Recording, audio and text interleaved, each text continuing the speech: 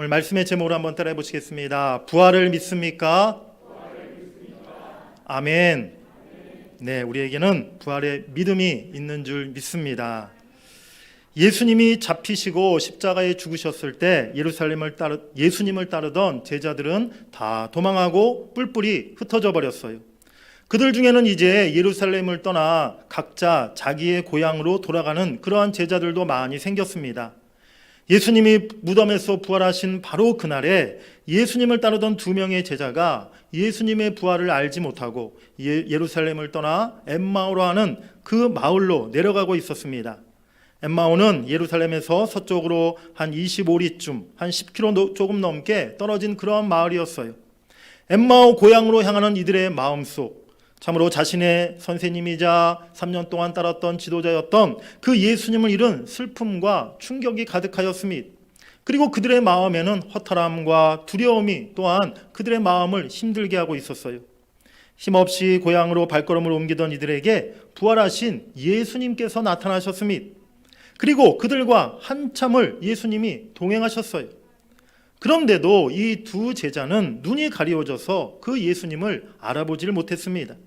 예수님의 죽으심으로 인해 낙심하고 또 부활하심에 대해서는 믿지 못하고 있던 이들에게 이제 예수님은 함께 길을 걸어가시면서 성경에 나타난 자신에 관한 말씀들을 자세하게 풀어서 설명해 주셨습니다. 그리고 이 2 제자는 예수님과 저녁 식사를 하던 중에 비로소 눈이 밝아져서 자신들과 동행하고 성경을 풀어주셨던 분이 바로 부활하신 예수님이심을 뒤늦게 알게 되었던 것이지요. 우리 31절 말씀 한번 같이 읽어보시겠습니다. 시작. 그들의 눈이 밝아져 그인 줄 알아보더니 예수는 그들에게 보이지 아니하시는지라. 아멘. 이후에 2 사람은 즉시로 다시 예루살렘에 돌아가서 그곳에 모여 있었던 11 제자와 여러 다른 사람들에게 내가 부활하신 예수님을 만났다라는 그 이야기를 전하게 되었죠. 오늘 우리는 엠마오로 가고 있던 이 2 제자의 모습에서 부활신앙의 특징이 무엇인가를 발견하게 됩니다. 이들이 부활신앙을 갖기 이전과 부활신앙을 갖게 된 후의 모습을 우리가 비교해 보면서 오늘 우리 모두가 확실한 부활신앙을 온전히 소유할 수 있기를 주의 이름으로 간절히 축복합니다. 부활신앙이 있으면 어떠한 일이 생깁니까? 첫 번째로 굳건한 믿음을 갖게 된다는 거예요. 따라해 보시겠습니다. 굳건한 믿음을 갖게 됩니다. 우리 기독교 신앙에서 가장 믿기가 어려운 교리가 무엇일까요? 그런 질문을 한다면 아마 많은 사람들이 부활이라 라고 그렇게 대답할 것이라 저는 생각합니다. 사실 이 부활에 대한 말씀, 부활의 교리는요, 성경 여러 말씀 중에서 사실 가장 이해하기 어렵고 믿기 어려운 그런 말씀이라는 거예요. 부활이 무엇입니까? 죽었던 자가 다시 살아나는 거 아닙니까? 그런데 우리가 가끔 TV나 어디 책에 보면요, 죽음의 경계선을 넘어갔다가 되살아났다고 하는 그런 사람들의 이야기를 볼 때가 있어요. 심지어 어떤 분들은요, 잠시 내가 천국에 다녀왔다라고 이야기하고 간증하는 그런 분들의 이야기도 제가 본 적이 있습니다. 그런데 이런 경우는요, 성경이 말하는 부활이 아니라는 거예요. 단순히 잠깐 호흡이 멈췄던 사람이 다시 살아나는 것은요, 부활이 아니라 소생이라는 그런 말을 사용해야 한다는 것이죠. 그렇게 소생했던 사람들도 결국에는 얼마간 더 살고 때가 되면 다시 죽게 되는 거 아니겠습니까? 성경의 부활은 이처럼 잠시 살아나다가 다시 죽는 그런 것이 아니라는 것이죠. 또 부활은 죽었던 과거의 생으로 다시 돌아가는 것이 아니라 과거의 생과는 전혀 다른 모습, 다른 생명으로 변화되는 것임을 여러분들이 깨달으시길 바랍니다. 우리 고린도전서 15장 42절부터 44절의 말씀을 우리 천천히 같이 한번 읽어보시겠습니다. 죽은 자의 부활도 그와 같으니 썩을 것으로 심고 썩지 아니할 것으로 다시 살아나며 욕된 것으로 심고 영광스러운 것으로 다시 살아나며 약한 것으로 심고 강한 것으로 다시 살아나며 육의 몸으로 심고 신령한 몸으로 다시 살아나니 육의 몸이 있은즉 또 영의 몸도 있느니라. 아멘. 부활의 몸은요, 썩지 아니합니다. 부활의 몸은 영광스러운 몸입니다. 병들거나 쇠하지 않는 강한 몸이요 신령한 몸이 부활의 몸인 줄 믿습니다. 그러한 몸으로 우리가 장차 부활하게 될 것을 여러분들이 믿으시길 간절히 바랍니다.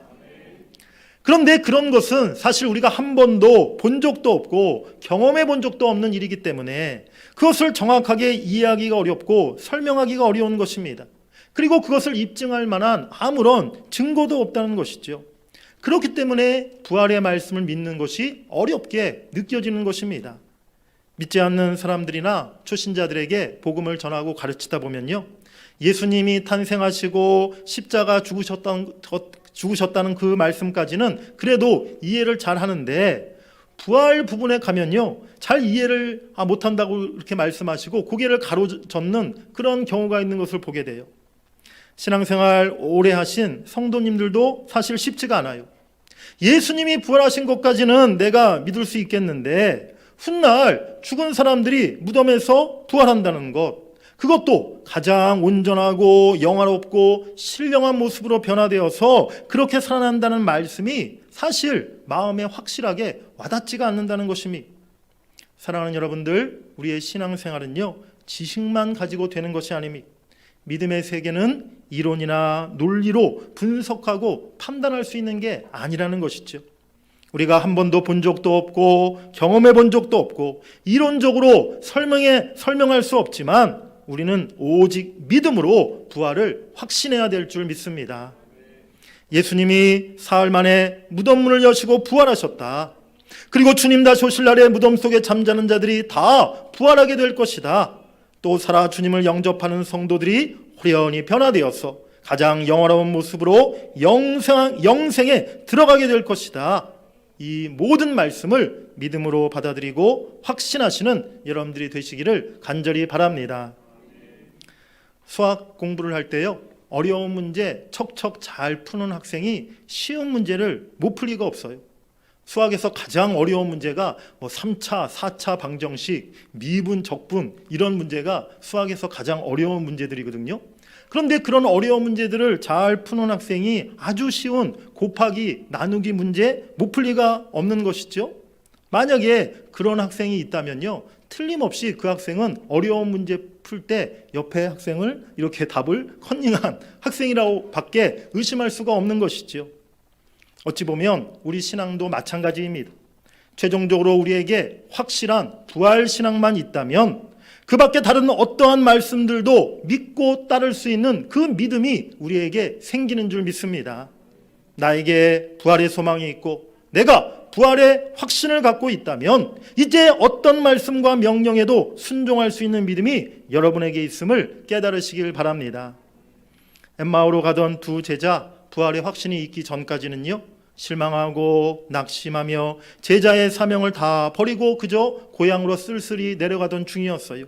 하지만 부활의 주님을 만나 부활의 확신을 갖고 나서는 다시 떠났던 예루살렘으로 그들의 사명의 길로 그들이 다시 돌아서게 된 줄 믿습니다.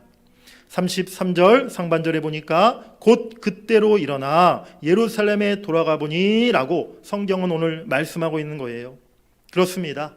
우리의 믿음이 더 굳건해지기 위해서는 또 어떤 말씀에도 어떤 하나님의 명령에도 우리가 순종하며 주님을 따르기 위해서는 무엇보다 우리 안에 부활의 확신이 있어야 한다는 것입니다.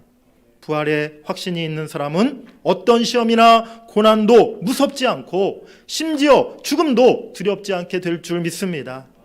예수님의 제자들이 그 증거인 것이죠.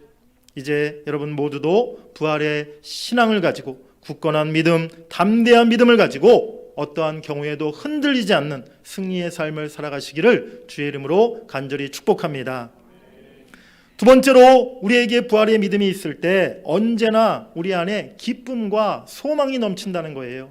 따라해 보시겠습니다. 언제나 기쁨과 소망이 넘칩니다.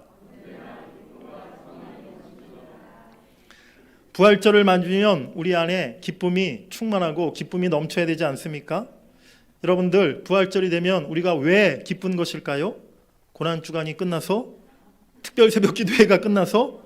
아니면 부활절에는 교회에서 떡도 주고 부활절 결혼도 주니까? 그런 것도 기쁜 거지만 사실은 우리에게는 다른 더 근본적인 기쁨이 있다는 것입니다. 이 세상 모든 사람들의 행불행을 좌우하는 것이 바로 소망이에요. 소망이 없는 사람은요, 세상에 아무리 많은 물질을 소유하고 있고 아무리 높은 위치에 있다 하더라도 그 사람에게는 기쁨이 없고 그 사람의 인생은 불행할 수밖에 없는 것이지요. 오늘 엠마오로 가는 제자들에게 소망이 없었어요.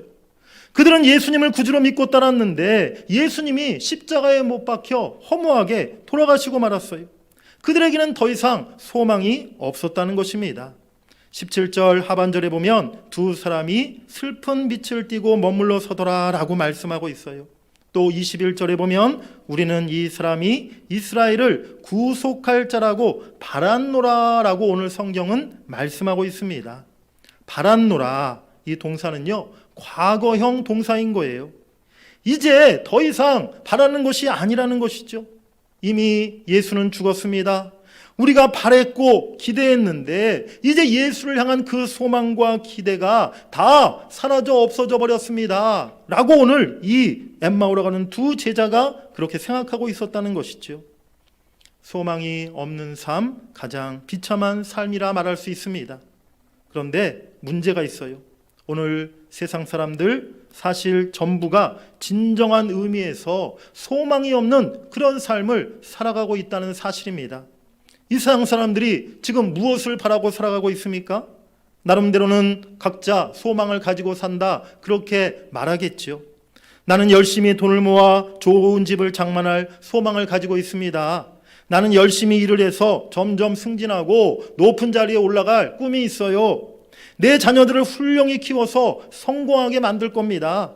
각자의 목표와 소망이 있다라고 이야기합니다. 그 소망이 그 사람의 삶을 열심히 살아가게끔 만드는 것이죠.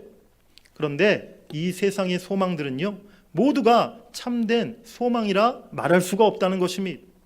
참 소망이라는 것은 영원히 변치 않는 기쁨과 만족과 행복을 우리에게 줘야 되는데 세상 모든 것들은 사실 그렇지가 않다는 것이죠.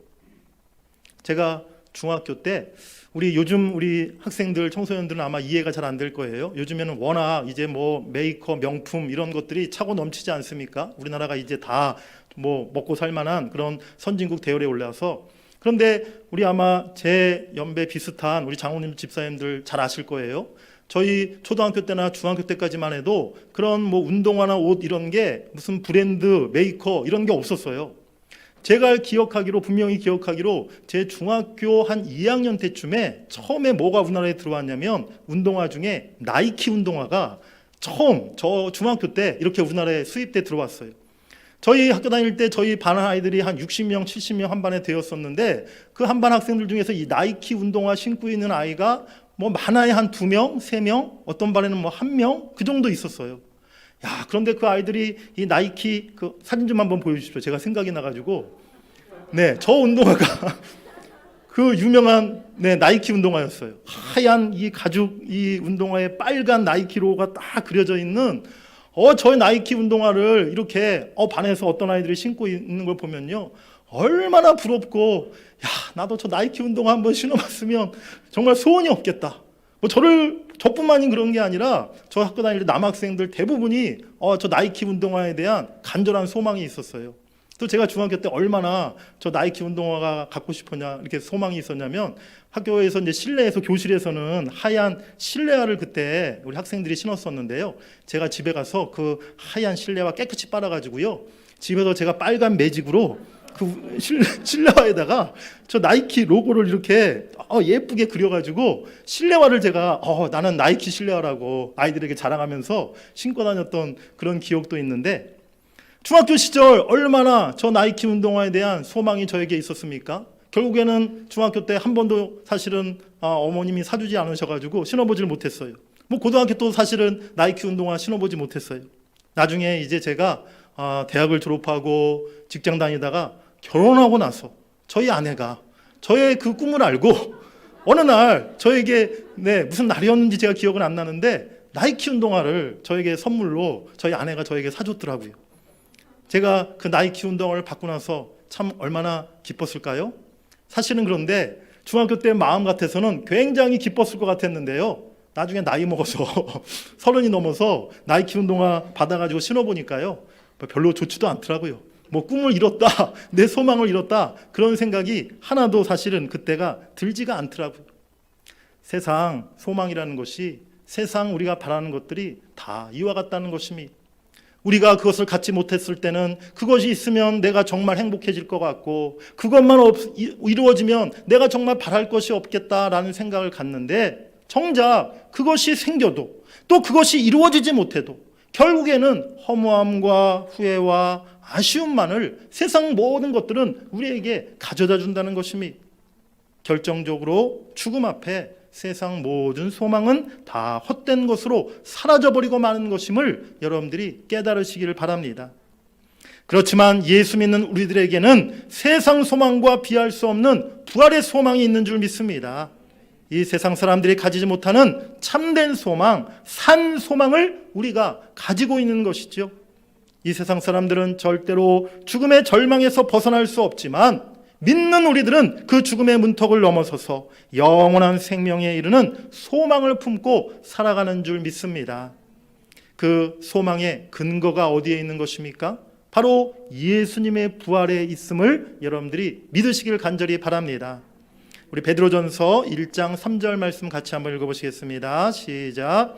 우리 주 예수 그리스도의 아버지 하나님을 찬송하리로다. 그의 많으신 긍휼대로 예수 그리스도를 죽은 자 가운데서 부활하게 하심으로 말미암아 우리를 거듭나게 하사 산 소망이 있게 하시며. 아멘. 예수님의 부활이 우리를 거듭나게 하셨고, 세상 사람들이 가지지 못하는 산 소망, 살아있는 소망을 우리에게 주신 줄 믿습니다. 그런 소망이 있기에 부활절이 우리에게 기쁨과 감격을 주는 날이라는 것이죠.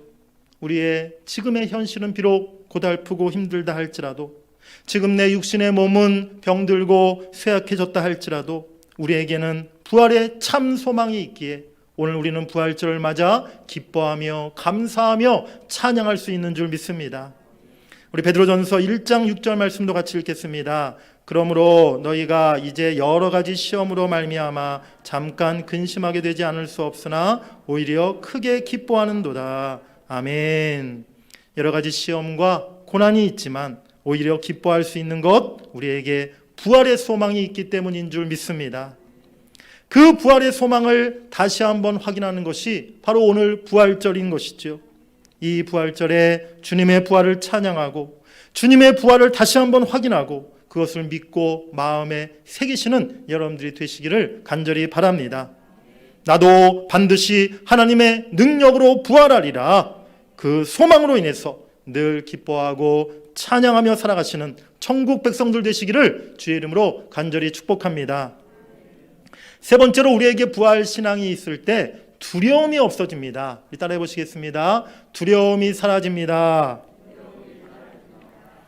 예수님이 십자가에 돌아가셨을 때 제자들에게 찾아왔던 또 하나의 고통은 바로 두려움이었어요. 군중들에 대한 두려움, 세상 권력에 대한 두려움, 또 죽음에 대한 두려움이 제자들의 마음을 지배하고 있었던 것이죠. 부활하신 예수님은 엠마오로 가던 두 제자를 만나신 후에 다음으로 예루살렘에 모여 있었던 11 제자에게 나타나셨습니다.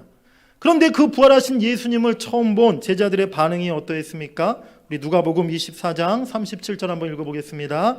그들이 놀라고 무서워하여 그 보는 것을 영으로 생각하는지라.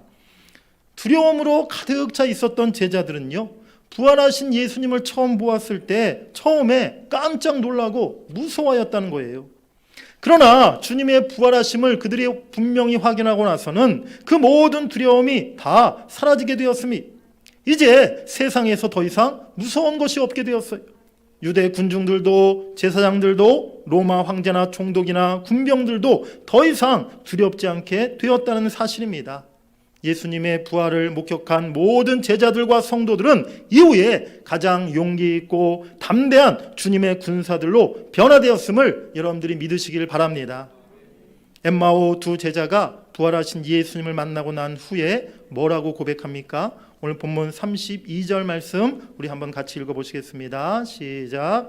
그들이 서로 말하되 길에서 우리에게 말씀하시고 우리에게 성경을 풀어주실 때에 우리 속에서 마음이 뜨겁지 아니하더냐 하고.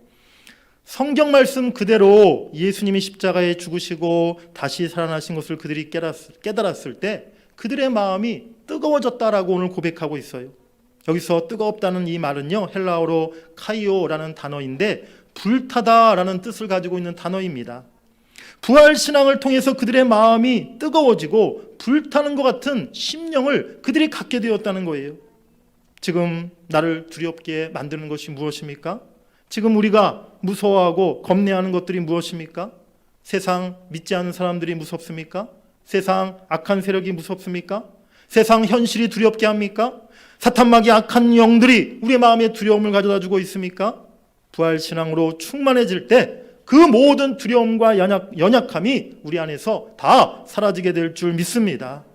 사망 권세 이기신 예수님이 내 안에 계시고 우리와 함께 하시는데 우리가 무엇이 두렵겠습니까? 평강의 하나님께서 속히 사탄을 너희 발 아래에서 상하게 하시리라. 아멘. 부활의 주님, 승리의 주님을 우리가 믿고 나아갈 때에 이제 악의 세력이 물러가고 귀신이 쫓겨가고 사탄마귀 떠나가고 병마가 떠나가는 승리의 역사가 우리 삶에 나타나게 될 줄 믿습니다. 마지막 네 번째로 우리에게 부활의 신앙이 있을 때 우리가 주님의 증인으로 살아간다는 거예요. 따라해 보시겠습니다. 주님의 증인으로 살아갑니다. 부활하신 예수님을 만난 사람들의 공통적인 또 하나의 특징이 무엇입니까? 부활의 주님을 만나고 나서 한결같이 그 소식을 다른 사람들에게 전하고 알렸다는 거예요. 무덤에서 처음 예수님의 부활을 목격했던 여인들이 그렇게 했고 또한 사도들이 그렇게 했습니다. 오늘 엠마오 길을 걷던 두 제자들도 부활하신 주님을 만나고 나서 곧바로 엠마오로 가던 길을 돌이켜서 다시 예루살렘으로 돌아가게 되었어요. 그리고 그들이 무엇을 합니까? 오늘 35절 말씀 한번 같이 읽어보시겠습니다. 35절 시작. 두 사람도 길에서 된 일과 예수께서 떡을 떼심으로 자기들에게 알려주신 것을 말하더라. 아멘. 예루살렘에 모여있던 제자들과 모든 성도들에게 자신들이 부활하신 예수님을 만난 그 모든 일들을 다 알리고 전파했다라고 오늘 말씀하고 있는 것이죠. 내가 오늘 어디 가서 유명한 스타를 직접 만났다. 내가 오늘 어디 가서 대전시장을 만나고 왔다. 심지어 내가 오늘 대통령을 만났다. 그래서 만나서 같이 사진도 찍었다. 이런 일이 있었다면 여러분들 어떻게 하시겠습니까? 얼마나 기쁘고 감격스럽겠습니까? 그리고 그 사실을 나 혼자만 그렇게 비밀처럼 간직할 수 있겠습니까? 아니죠. 당장에 만나고 오자마자 집에 와서 뭐부터 하겠습니까? 가족들에게 연락하고 친구들에게 알리고 주위 내 모든 아는 사람들에게 우리가 내가 오늘 누구를 만났다. 내가 오늘 유명한 가수, 유명한 연예인 아니면 유명한 그런 사람, 대통령 만나고 왔다. 이 사실을 많은 사람들에게 당연히 알리려고 하지 않겠습니까? 분명히 그 같이 사진 찍었던 거 인증샷 카톡으로 해가지고요. 아마 수백 명에게 내 전화번호부에 있는 모든 사람들에게 카톡으로 우리가 사진을 보내지 않겠습니까? 부활하신 주님을 만난 제자들은요, 그 사실을 자기들만 그렇게 알고 있었던 것이 아니었다는 거예요. 예수의 부활을 전하지 않고는 견딜 수 없는 마음이 그들 속에 있었다는 사실을 여러분들이 깨달으시길 바랍니다. 그래서 초대교회 사도들과 모든 성도들은 한결같이 부활의 증인으로서의 삶을 살아가게 되었던 것이죠. 우리 고린도전서 15장 4절부터 6절 한번 읽어보시겠습니다. 장사 지낸 바 되셨다가 성경대로 사흘 만에 다시 살아나사 게바에게 보이시고 후에 12 제자에게와 그 후에 500여 형제에게 일시에 보이셨나니 그 중에 지금까지 대다수는 살아있고 어떤 사람은 잠들었으며 아멘. 예수님은 부활하신 후에 승천하시기 전까지 40일을 이 땅에 더 계셨는데요. 그동안에 많은 제자들과 또 많은 성도들에게 부활하신 모습을 보여주셨어요. 그 사도들과 또 성도들, 즉 예수님의 부활을 눈으로 직접 목격하고 체험한 사람들은요, 후에 예루살렘과 유대와 사마리아, 아시아와 유럽에 이르기까지 그들이 복음을 증거하며 부활의 증인의 사명을 감당했음을 여러분들이 믿으시길 바랍니다. 사랑하는 여러분들, 내가 부활하신 주님을 만났다면, 내 안에 그 부활의 주님이 살아 역사하신다면, 나에게 오늘 부활의 확신이 있다면 우리들도 마땅히 부활의 증인으로 또한 주님의 증인으로 살아가야 될 줄 믿습니다. 부활 신앙이 있다면 누가 시키지 않아도 기쁜 마음으로 내가 누구에게나 복음을 전하고 그 부활의 소식을 전파하게 된다는 것이죠. 내가 먼저 부활의 기쁨과 부활의 확신으로 충만해져야 될 줄 믿습니다. 그래야 비로소 내 안에 있는 그 기쁨과 확신을 우리가 다른 사람들에게 전할 수 있게 된다는 것입니다. 이제 부활 신앙으로 충만하여져서 주님 오시는 그날까지 부활의 증인으로 전도자의 삶으로 살아가시는 여러분들 모두가 되시기를 주의 이름으로 간절히 축복합니다. 모든 절기마다 각기 담겨있는 신앙의 소중한 의미와 교훈이 있어요. 하나님께서 우리에게 절기를 주신 분명한 뜻과 목적이 있다는 사실입니다. 그래서 우리는 절기를 맞을 때마다 우리는 내 신앙에 약해졌던 부분, 내가 잊어버리고 놓치고 있었던 그 부분들을 다시 기억하고 돌이켜야 하는 것이죠. 그래서 다시금 더 온전한 신앙으로 회복되는 그런 계기로 우리가 절기를 그렇게 맞이해야 될 줄 믿습니다. 사랑하는 여러분들, 부활을 믿으십니까? 아멘. 부활 신앙이 없다면요, 우리가 기독교인이라 그리스도인이라 사실 말할 수가 없는 거예요. 우리의 기독교 신앙의 핵심은 부활에 있기 때문인 것입니다. 다시 한번 여러분들에게 묻습니다. 부활을 믿으십니까? 아멘. 부활은 성경에 나타난 모든 하나님의 기적 중에 가장 크고 가장 놀라운 기적입니다. 우리에게 부활의 믿음이 있다면 오늘도 주님이 우리 삶 가운데 기적을 행하심을 우리가 믿고 나아가야 될 줄 믿습니다. 제게 부활절을 맞아 하나님이 보여주신 기적은요, 우리 사랑하는 성도님들 중에 그중에 참 그동안 오랫동안 병마로 인해서 힘들고 고통 중에 계셨던, 그래서 이렇게 교회 나오시기 힘드셨던 우리 성도님들이 이렇게 한 분 한 분 치유되시고 회복되셔서 다시 건강한 모습으로 예배하고 주의 전에 나오실 수 있게 되는 것, 저에게는 부활절을 맞아 하나님이 저에게 주신 그러한 기적이에요. 오늘 우리 사랑하는 김상남 권사님, 몇 달 만에 우리 교회에 오셨나요?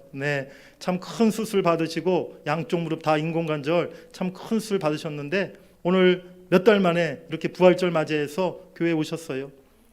우리 간사로 교회에서 수고했던 우리 김영란 자매, 지금 여러분들 알다시피 우리 항암 치료 중에 있는데 참 항암 치료가 잘 이루어지고 진행되고 있어서 많이 회복되었다는 그러한 소식을 제가 얼마 전에 들었습니다.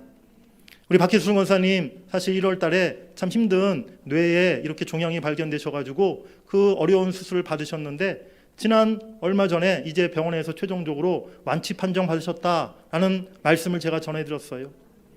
정말 부활절을 맞아서 하나님이 저에게 주시는 그러한 기적과 같은 기쁜 소식이었습니다. 저는 또 기도할 것입니다.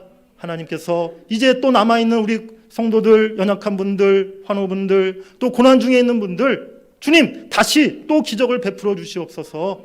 주님의 기적으로 다 하나님 살아나게 하시고 회복되게 하시고 다시 일어서게 해 주시옵소서. 주님이 부활의 기적을 우리에게 주셨던 것처럼 우리 삶 가운데 또 다른 기적으로 오늘 역사해 주실 줄 믿습니다. 부활의 믿음으로 오늘 주님이 내 삶에 기적을 행하실 것을 믿으시는 여러분들이 되시기를 간절히 바랍니다. 이번 부활절을 보내며 우리가 다시 부활 신앙을 회복할 수 있기를 원합니다. 그래서 흔들림이 없는 굳건한 믿음으로 언제나 기쁨과 소망이 넘치는 삶으로 모든 두려움을 이기는 담대한 신앙으로 또한 부활의 증인으로 세상을 살아가시는 여러분들 모두가 되시기를 주의 이름으로 간절히 축원합니다. 우리 크게 한번 외쳐보시겠습니다. 나는 부활을 믿습니다. 나는 부활의 증인입니다. 우리의 부활의 천절미 되시는 우리 주님께 감사와 영광의 박수를 드리겠습니다. 할렐루야.